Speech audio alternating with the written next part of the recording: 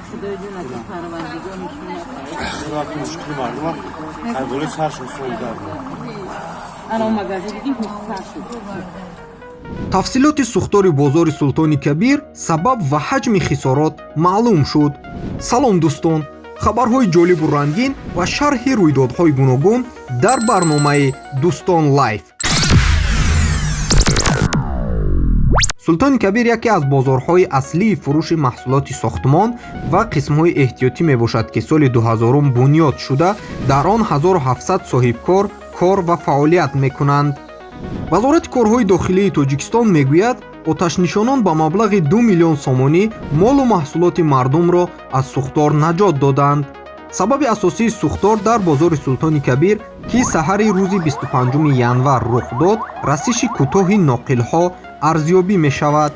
ба иттилои манбаъ, сӯхтор 2 айвони фурӯши молҳои пластикиро фаро гирифта буд. гуфта мешавад, алангаи сӯхтор бо гузашти 2 соат ва бо заҳмати 348 нафар кормандони оташнишонӣ пурра хомӯш гардид. дар хомӯш шудани сӯхтор ҳамчунин 16 автомашинаи оташнишонӣ ва 200 корманди дастаи таъиноти махсуси раёсати вазорати корҳои дохилӣ дар шаҳри Душанбе сафарбар карда шуданд.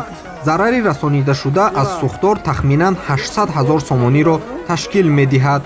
аз оташ молу маҳсулоти мардум ба маблағи зиёда аз 2 миллион сомонӣ эмин дошта шуд, омадааст дар хабарномаи вазорати корҳои дохилии Тоҷикистон.